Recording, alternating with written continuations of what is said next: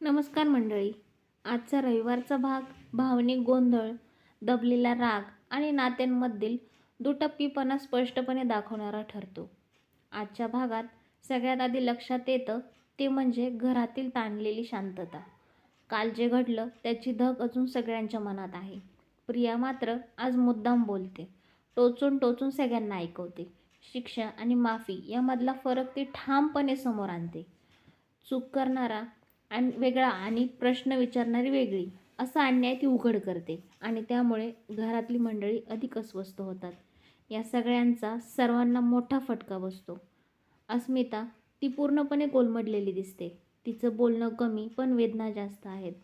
मला माझा जुना संसार हवा आहे ही तिची भावना खूप खोलवर जाऊन भेटते.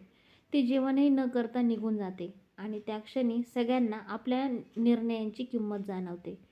सचिन मात्र शांत बसलेला दिसतो. आज त्याचं हे शांत राहणं प्रेक्षकांना जास्त खटकतं. घरात सगळे तुटलेले, नाराज असताना त्याची भावनिकताही खूप स्पष्टपणे समोर येते. यानंतर अर्जुन आणि सायलीमधला संघर्ष अधिक तीव्र होतो. सायलीला वाटतं की इतकी मोठी गोष्ट लपवणं चुकीचं होतं. अर्जुन मात्र स्वतःची बाजू मांडतो. त्याचा हेतू अस्मिताला वाचवण्याचा होता, त्रास देण्याचा नव्हता. दोघेही आपापल्या जागी बरोबर वाटतात आणि त्यामुळे हा वाद खूप वास्तववादी वाटतो. नवरा बायकोमध्ये असं न बोलता चालणारं युद्ध किती वेदनादायक असतं हे आजच्या भागात दिसून येतं. या सगळ्या गोंधळात पूर्वाजींची भूमिका खूप महत्त्वाची ठरते. ते अर्जुनचं मन शांतपणे ऐकून घेतात. त्या स्पष्टपणे सांगतात की चूक हेतूत नव्हती, पण पद्धतीत होती. सध्या सर्वात महत्त्वाचं म्हणजे अस्मिताच्या मानसिक व्यथा आणि तिचं येणारं बाळ. जुने विषय उरकून काढण्यापेक्षा शांतता निर्माण करणं जास्त गरजेचं आहे, हा संदेश त्या त्याला देतात.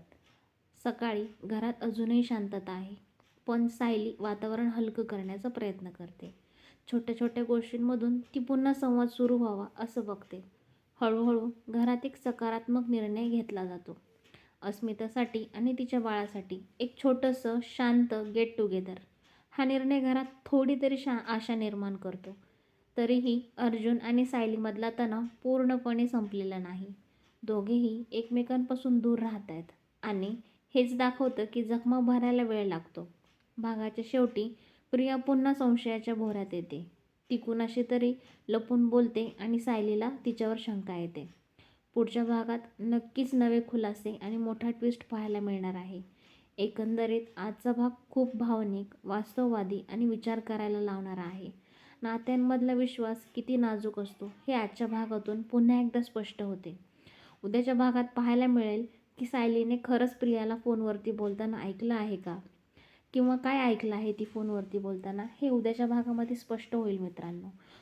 उद्याचा भाग पाहण्यासाठी आपल्या चॅनलला सबस्क्राईब करा.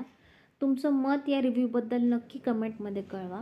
जर तुम्हाला व्हिडिओ आवडला असेल तर शेअर नक्की करा, कमेंट करा, लाईक करा आणि सबस्क्राईब करा. हा रिव्ह्यू आणि हा व्हिडिओ पाहिल्याबद्दल